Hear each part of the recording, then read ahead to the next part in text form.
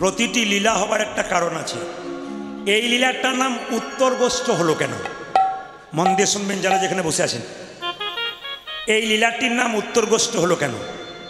দক্ষিণ গোষ্ঠ হলো না, পশ্চিম গোষ্ঠ হলো না, এটা পূর্ব গোষ্ঠ হলো না, উত্তর গোষ্ঠ কেন হলো?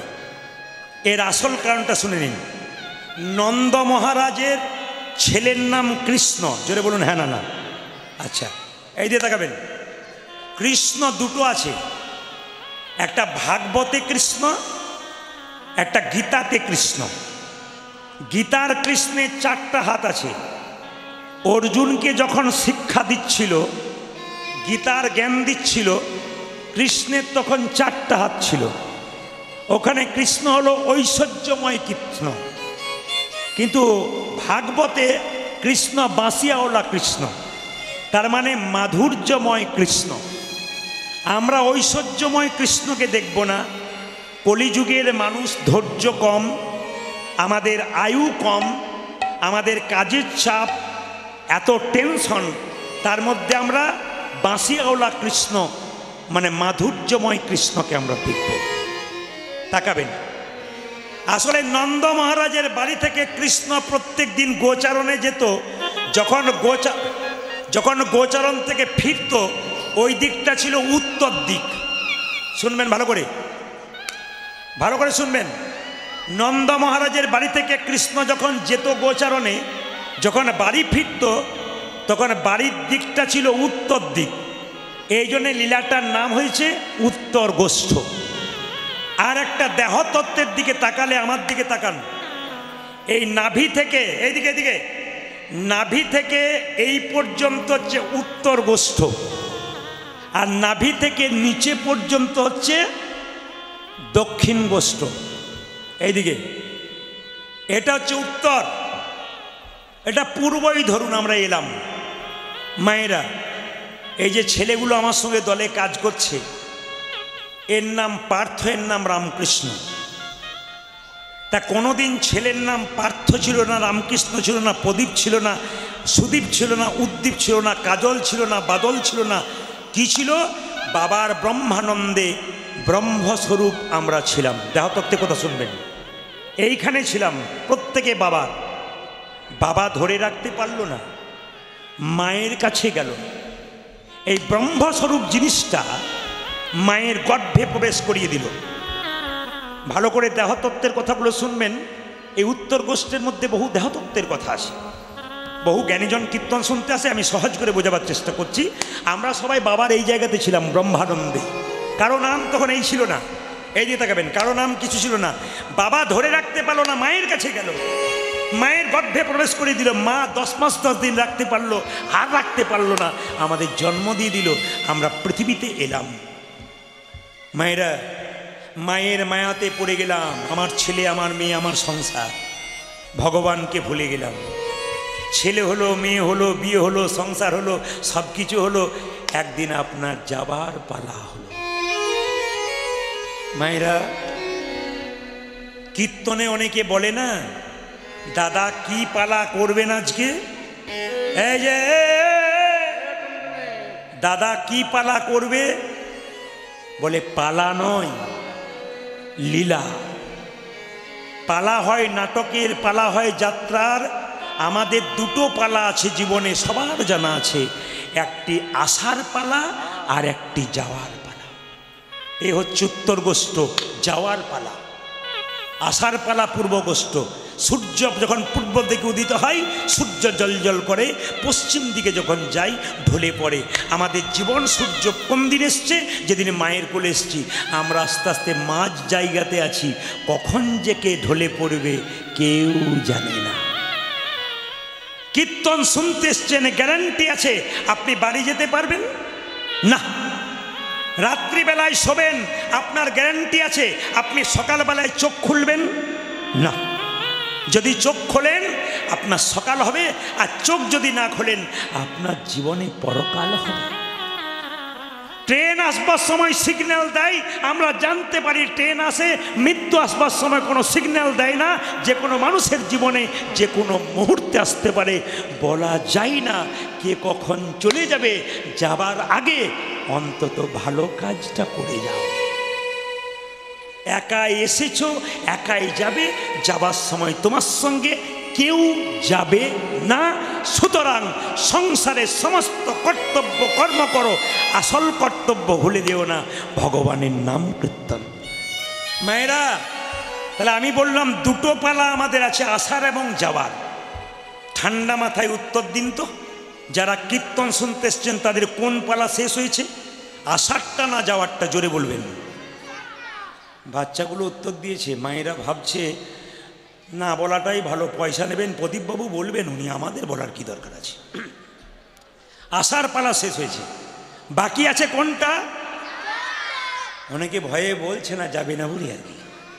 বাকি আছে কোনটা জোরে বলুন? যাওয়ার। আর একটু জোরে বলুন, বাকি আছে কোনটা? এতই যদি বুঝছেন যাওয়ার পালা বাকি আছে, সাদা চুলে গোদরেজ নিচ্ছেন কি জন্য? দেখবেন প্রমাণ দেখুন, যখন আপনার দরজা দিয়ে মৃতদেহ নিয়ে যাচ্ছে, বলো হরি বলো হরি। এ মোরা যাচ্ছে, প্রণাম কর রে, প্রণাম কর, প্রণাম কর। বাবাও প্রণাম করছে, ছেলেও প্রণাম করছে, মাও প্রণাম করছে। আর কি ভাবছে বলুন তো? ও বোধ হয়ে গেল, আমি বোধ হয় যাবো না। একবারে অতীব সত্য কথা। কেউ মৃতদেহটাকে দেখে ভাবেন যে আমি যাব? কি ভাবেন? ও বোধ হয়ে গেল, আমি বোধহয় যাবো না। কিছু মনে করবেন না, বাস্তব প্রমাণ দিয়ে দিই। আপনাদের এখানে কসাইখানা আছে, ছাগল কাটে, যেখানে দেখবেন ছাগল কেটে চামড়া ছুলে টাঙিয়ে দেওয়া হয়, মাংসগুলো টুকরো করে কেটে কেটে ওজন করা হয়। পাশে দেখবেন একটা ছাগল বসে বসে কাঁঠাল পাতা খায়। ও মনে মনে ভাবছে যে আমার বোধহয় এরপরের লাইন নেই। ও জানে না যে লাইনটা ওর পরে আবার আছে। আমরা সেরকম কাঁঠাল পাতা চেবানোর মানুষ সব। আমাদের সামনে দিয়ে চলে যাচ্ছে, যিনি মরে যাচ্ছেন তিনি মরেন নাই, তিনি শিখিয়ে দিয়ে গেলেন, আমাকে দেখে শিখে নাও। কি? আমি যেমন এসেছিলাম সংসারে, হেলতে দুলতে চললাম মাচার ওপরে, জগৎ আমাকে দেখে শেখো, তোমাকেও যেতে হবে। সিধা মেরে পালে জড় কর সিধা, শান দাসী পালে জড় করো সিধা, শান সিধা, পালে জড় কর সিধা, শান দাসী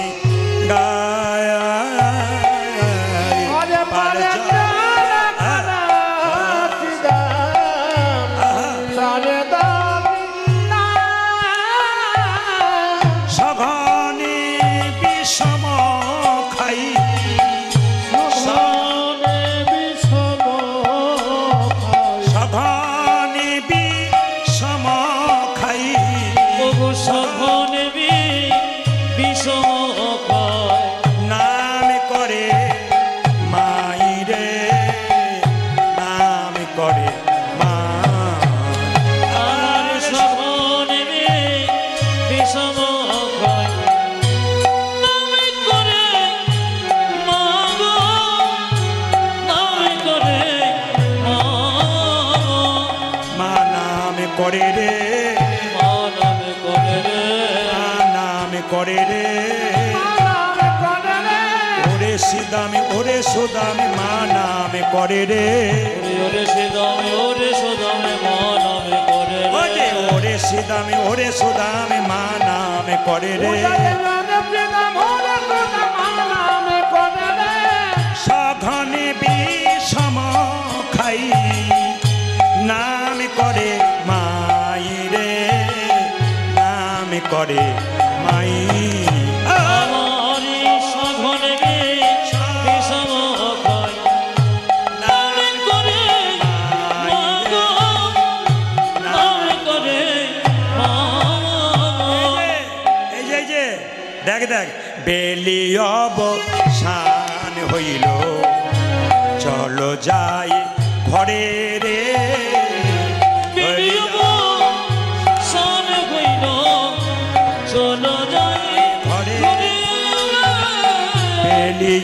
অবসান হইল, চলো যাই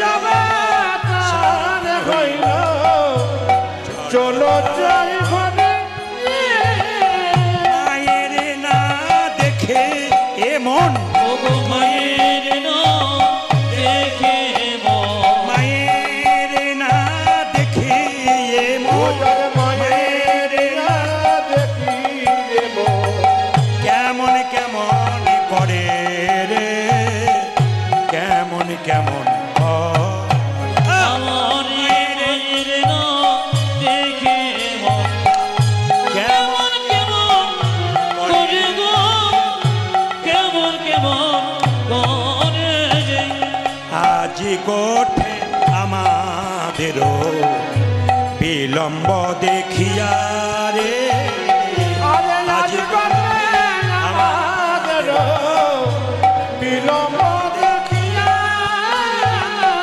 আজ গোঠে আমাদেরও বিলম্ব দেখিয়া রে আজ গুঠে আমাদের বিলম্বরে কিয়া কাঁদে বুঝি কাঁদে মাতা কাঁদে বুঝি আরে মাতা কাঁদে বুঝি কাঁদে মাতা কাঁদে বুঝে কাঁদে মাতা পথ পানে চাইয়া রে পথ পানে চাইয়া আমারে কাঁদে বুঝে কাঁদে মাতা পথ পানে চায়া গো পথ পানে চায়া মা কাঁদানো ভালো নয় করুণা ভালো নয় মা কাঁদানো ভালো নয় কাঁদানো ভালো না মা কাঁদে তার জগতে কাঁদে মা কাঁদানো ভালো নয়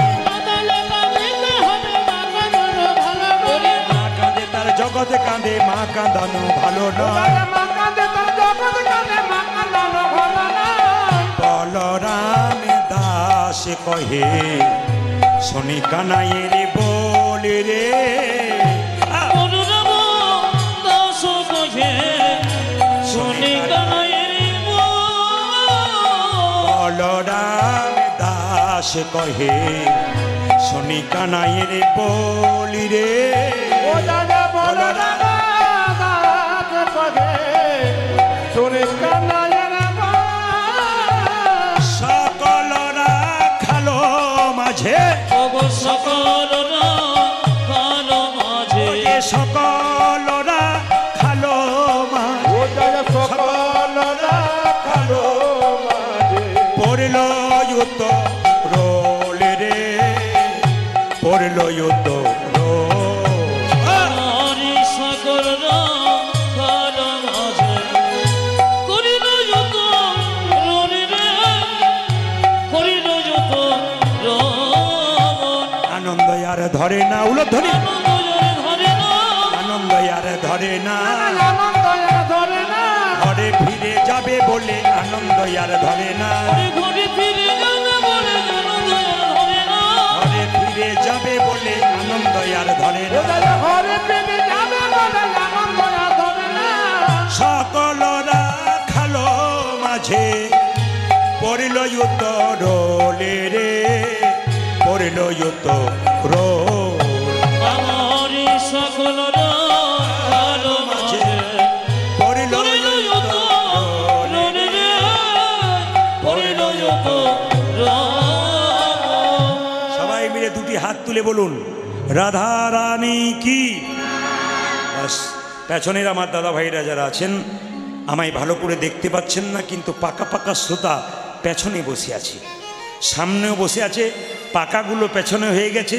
যাদের মুখ দেখলে হরি কথা বের হয় তাদের মুখের দিকে তাকাতে পাচ্ছি না। আপনারা মায়েরাও খুব ভালো শান্ত মনে শুনছেন। যে শান্ত মনে শুনবে সে শান্তি পাবে। শুধু একটা কথা আপনাদের বলতে চাই, কৃষ্ণ এই পদাবলিতে বললেন সুবল, মা কাঁদানো ভালো নয়। যারা যেখানে বসে আছেন মায়ের গল্প আপনারা সব জায়গায় শোনেন, শুধুমাত্র আপনাদের কথা বলি, কৃষ্ণ ভগবান নিজের মুখে বলছে, যা করবি করবি সুবল, মা কাঁদাবি না, বৃদ্ধ বাবাকে কাঁদাবি না। আস্তে, যে যেখানে বসে আছেন মন দিয়ে শুনবেন। রাত্রিতে কীর্তন শুনে যখন বাড়ি ফিরে যাবেন, বাড়ির দরজা বন্ধ থাকবে, কিন্তু যদি বৃদ্ধ বাবা বা মা বেঁচে থাকে, আস্তে, বৃদ্ধ বাবা বা মা বেঁচে থাকে, দরজাটা খুলবে আর বেরোবে। ইনি হচ্ছেন বাবা, আস্তে, ইনি হচ্ছেন মা। তাকান, আপনাদের নদিয়া জেলাতে স্বপ্নদ্বীপ বলে একটা ছেলে ছিল, জোরে বলুন হ্যাঁ না না, যার মৃত্যু হয়েছে কোথায়? হোস্টেলে মৃত্যু হয়নি? মৃত্যু হয়নি স্বপ্নদ্বীপে? কালকে আমি যেখানে গান করছিলাম হিজুলি, ওখানে স্বপ্নদ্বীপের মা আর বাবা আমার কাছে এসেছিল। যদি মায়ের দশা দেখতেন আপনাদের বুক ফেটে যেত। ছেলে হারানোর যে কি কষ্ট, হাহাকার করে কাঁদছে আমার সামনে। আমি জীবনে অপরাধ করতে পারি, আমার ছেলে কি অপরাধ করেছিল, চলে গেল। আমি বললাম ভগবানকে নিয়ে শান্তিতে থাকুন, যারা অপরাধ করেছে তারা যেন শাস্তি পায়। আমি বললাম, তোর উনি বলছেন ওরা শাস্তি পেল তো আমার কি গেল, আমার খোকা কই, ওদের জেল হয়ে গেল তাতে আমার কি হলো, কিন্তু আমার খোকাকে তো আমি হারাবো। মা যে কি জিনিস, সন্তান হারিয়ে দিলে মায়ের যে কি যন্ত্রণা, যিনি মা হয়েছেন তিনি ছাড়া আর কেউ জানে। এইদিকে তাকাবে। আমি এক জায়গায় গান করতে গিয়ে আসতে স্ট্যান্ডে দাঁড়িয়ে আছি, একজন বৃদ্ধা 60 বছরের বয়স্ক মা একটা 30 বছরের পঙ্গু ছেলেকে এরকম করে কোলে করে নিয়ে দাঁড়িয়ে। আরে ওখানটাতে বন্ধ করুন না, এই যে এই যে, উফ বাবারে বাবারে, আশ্চর্য বাবা। যেখানে শব্দ হবে সেখানে একবারে বন্ধ করাবেন।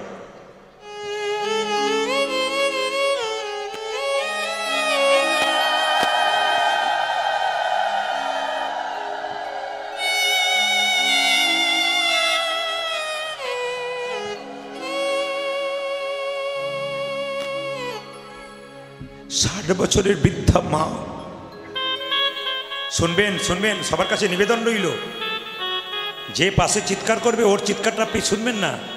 কমিটি ছেলেদেরকে বলবো, কোণে যারা বসে আছে ওই জায়গাটাতে একবারে কেউ শব্দ করলে সঙ্গে সঙ্গে চুপ করান, নইলে কেন বলুন তো, পাশের জন মন দিয়ে শুনছে তার বড় অসুবিধা হচ্ছে। বাচ্চাগুলোর দিকে তাকিয়ে দেখুন, যারা মা হয়েছেন কেমন একদৃষ্টে তাকিয়ে আছে।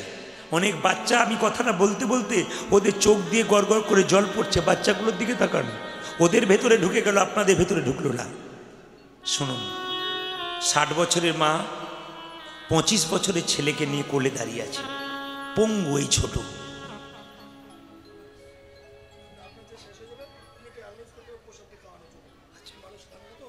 বেশ বেশ, হ্যাঁ আমি আর একটা কথা আপনাদের জানাই। আসলে দাদারা এখানকার কমিটি, দাদা বলা যাবে না, এগুলো সব আমার ভাই। এরা আমাকে বলেছেন একটা লীলাতে আমাদের আশা পূর্ণ হয় না, আপনাকে দিয়ে আর একটা করাবো। তা আমি বললাম ভাই আমি তো দিনে গান করি না, সবসময় রাত্রেই করি, কারণ আমার তো প্রচুর প্রোগ্রাম, 365 দিনের মধ্যে 330 দিন বাইরে থাকতে হয়, এত ভক্তের মাঝে চাপে চিৎকার করতে হয় প্রচুর। তো আপনাদের কাছে নিবেদন রইল, আগামীকাল সকাল 8টার সময় আমি কুঞ্জবর্ণন গান করব। এখানে প্রসাদের ব্যবস্থা থাকবে, আপনার সকালবেলায় সবাই আসবেন, নিজের সংসারে কাজটা ভোরবেলায় গুছিয়ে নিয়ে, কুয়াশা পড়ুক,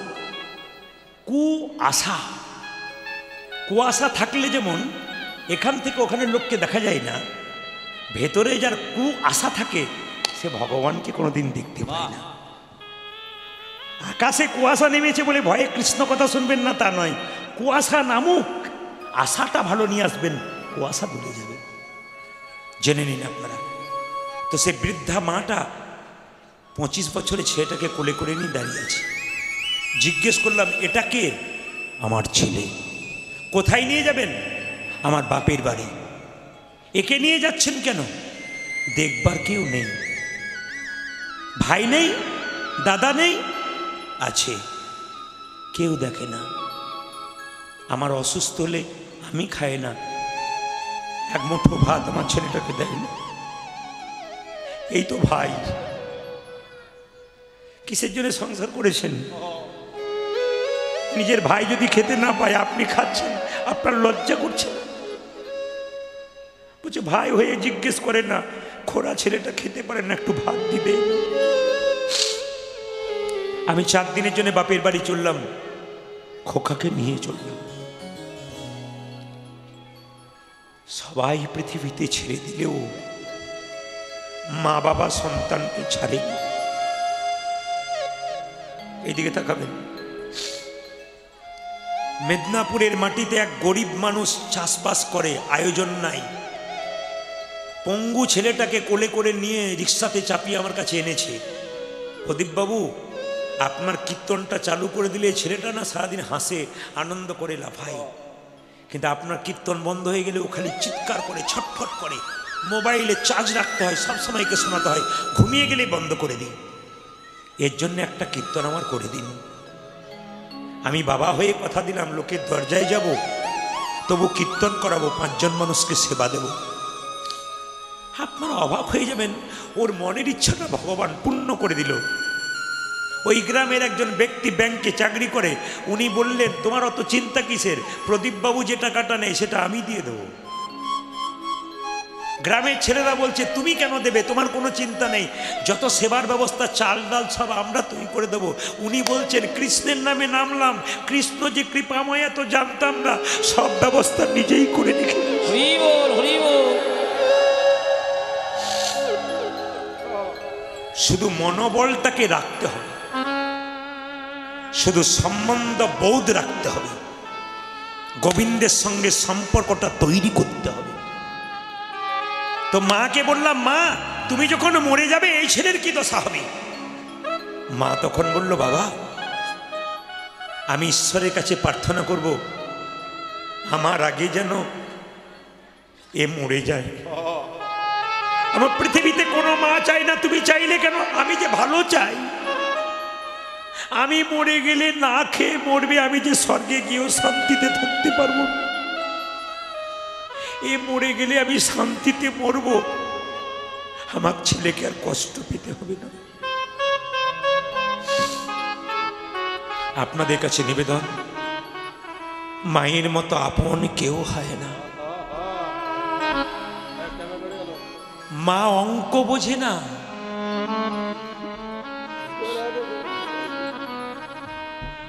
নদিয়ার ছেলে শুধু নয়, প্রত্যেকটি জেলায় জেলায় এরকম কম বয়সে ছেলেগুলো কৃষ্ণ ভক্তি দেখে খুশি হয়ে গেছে।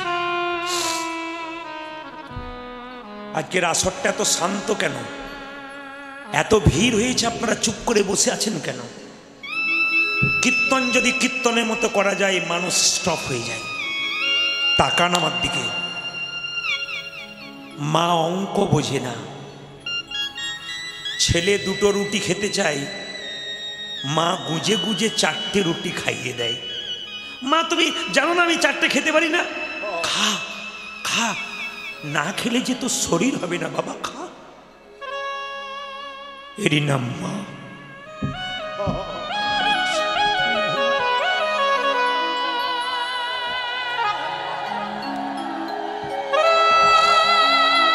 কেউ কাঁদেনি, পশম কাঁদে,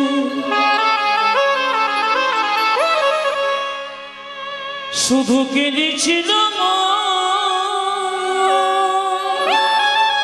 প্রসবকালে একমাত্র মা কেঁদেছিল, কেউ কাঁদে। কেউ কাঁদেনি, পশম কাঁদে, শুধু কেঁদেছিল